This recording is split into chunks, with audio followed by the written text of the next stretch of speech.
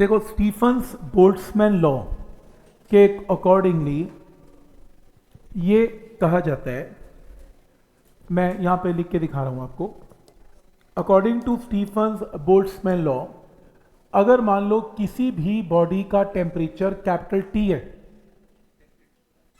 ठीक, तुमने उसको उसके टेम्परेचर को बढ़ा दिया होगा, तो किसी भी बॉडी का टेम्परेचर अगर कैपिटल टी है तो वो बॉडी अपने अंदर से एनर्जी को एमिट करेगी पर सेकेंड पर यूनिट एरिया, मतलब उसकी कोई एमिसिव पावर होगी।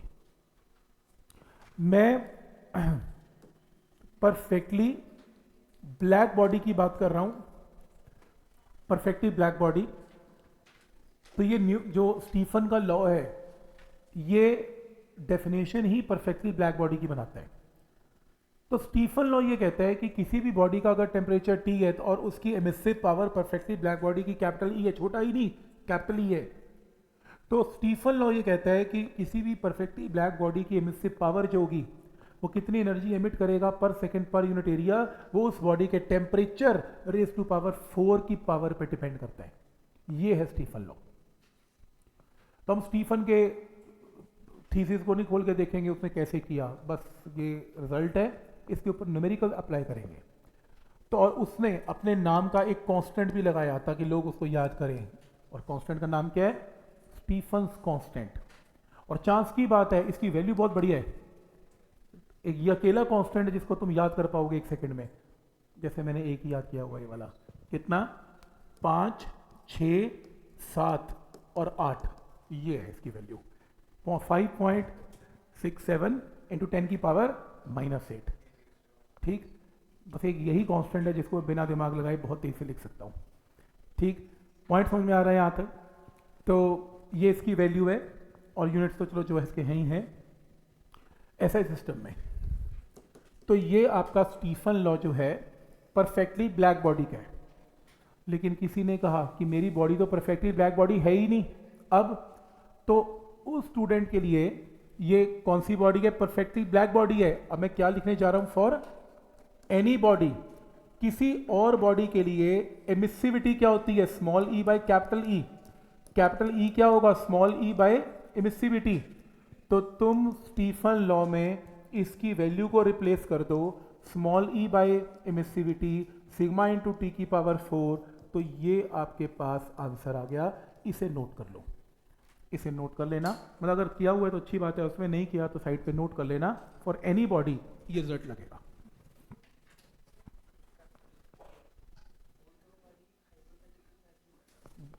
वैल्यू तो गिवन होती है, पर फिर हाँ, ब्लैक बॉडी हाइपोथेटिकल है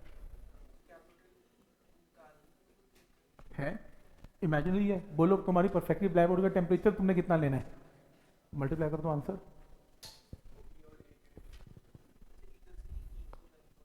हाँ, तो वहां से रिप्लेस किया फॉर एनी बॉडी के लिए, क्योंकि एनी बॉडी की एमिसिविटी तो कुछ ना कुछ गिवन होगी पेपर में, तो एमिसिविटी गिवन होगी, वहां से आंसर आ जाएगा। मतलब जो परफेक्टली ब्लैक बॉडीज है उनकी एमिसिविटी ना 1 होती है। परफेक्टली ब्लैक बॉडी की एमिसिविटी की वैल्यू 1 है, और अगर मैं यहाँ 1 पुट करूंगा तो परफेक्टली ब्लैक बॉडी कन्वर्ट हो जाएगी। क्या ये रिजल्ट यहां तक क्लियर है?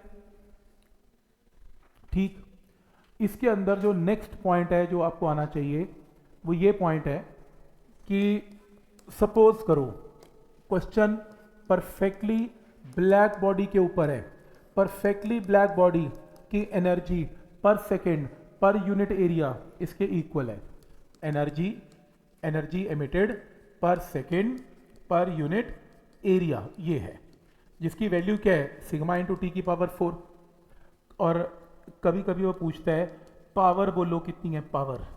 अगर पावर वर्ड यूज करना है तो फिर इसको क्या करना पड़ेगा? एरिया से मल्टीप्लाई। और कभी कभी एनर्जी पर यूनिट टाइम को वो एच लिखता है, एच, कई बुक्स इसको एच लिखती हैं, पर मैं नहीं लिखता, मैं एनर्जी पे टाइम ही लिखता हूँ। क्लियर है? और अगर आपको ये पूछे सिर्फ एनर्जी निकालो, सिर्फ एनर्जी निकाल दो, तो सिग्मा इंटू टी की पावर 4 को एरिया और टाइम से मल्टीप्लाई करेंगे तो वैल्यू ऑफ क्या जाएगी? एनर्जी। वो डिपेंड करेगा न्यूमेरिकल में क्या पूछा। अगर तो ऑप्शन जूल में है फिर तो वो यूज करेंगे, अगर आंसर जूल पर सेकेंड है या वॉट्स है फिर ये है। और अगर आंसर जूल पर सेकेंड पर यूनिट एरिया है, तो बस सिर्फ सिग्मा इंटू टी की पावर 4 ही रहेगा। पॉइंट समझ में आ रहा है कि कैसे इस क्वेश्चन को करना है। अभी प्रैक्टिस करेंगे, करवाऊंगा अभी प्रैक्टिस, पता लग जाएगा न्यूमेरिकल में कैसे करना है। फॉर्मूला क्लियर है। इसके अंदर ये अजम्पशन है कि ये बॉडी का टेम्परेचर टी है और बस टी है, उसने कितनी एनर्जी एमिट की पर सेकेंड पर यूनिट एरिया वो ए है।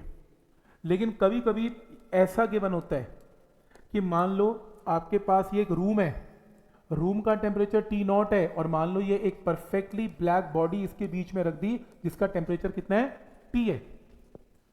अब परफेक्टली ब्लैक बॉडी क्या करेगी, एनर्जी को बाहर निकालेगी, लेकिन कुछ एनर्जी सराउंडिंग इसको एब्जॉर्ब करने को भी देगा। प्रीवॉस की थ्योरी क्या कहती है, सराउंडिंग से एनर्जी लेगी भी और सराउंडिंग में एनर्जी देगी भी। बाहर कितनी निकालेगी perfectly black body, sigma into T की पावर 4, और एक्सेप्ट कितना करेगी, sigma into T not raise to power 4, assuming T is greater than T not.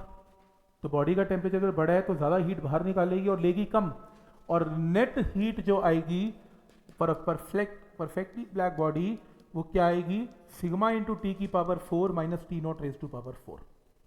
तो याद रखना, अगर किसी न्यूमेरिकल में सराउंडिंग का टेम्परेचर भी गिवन है फिर ये फॉर्मूला लगाना है, और अगर सराउंडिंग का टेम्परेचर नहीं गिवन फिर मत लगाना ना, फिर सिग्मा इंटू टी की पावर 4 लगा देना। फिर वो सिर्फ क्वेश्चन ये पूछेगा कि कितनी एनर्जी बाहर गई, बस वो नेट नहीं पूछेगा। और अगर ये बॉडी एनी बॉडी हुई, ये तो परफेक्टली ब्लैक बॉडी है, इस रिजल्ट को किससे मल्टीप्लाई करना है, एमिसिविटी से मल्टीप्लाई कर देना, तो ये रिजल्ट आ जाएगा स्मॉल ई, ये रिजल्ट आ जाएगा।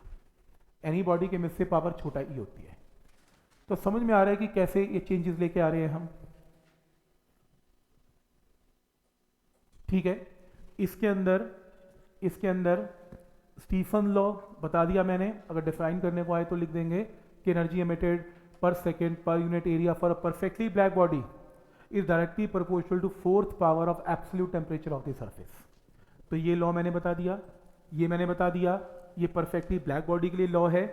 अगर मान लो मैं एरिया से मल्टीप्लाई करूं तो एनर्जी बाय टाइम का फॉर्मूला मैंने बता दिया, इसके कांस्टेंट की वैल्यू मैंने आपको बता दी 5, 6, 7 और 8 वाली, और ये भी बता दिया कि अगर एनक्लोजर के अंदर ये बॉडी पड़ी हुई है तो ये फॉर्मूला यूज़ करना है, और ये भी बता दिया अगर ये परफेक्टली ब्लैक बॉडी ना हुई तो यहाँ छोटा ही करो, करेक्शन है, ये करेक्शन है इसके अंदर। अगर ये परफेक्टली ब्लैक बॉडी ना हुई, अगर ये एनी बॉडी हुई तो ये छोटा ही बनेगा, छोटा ही।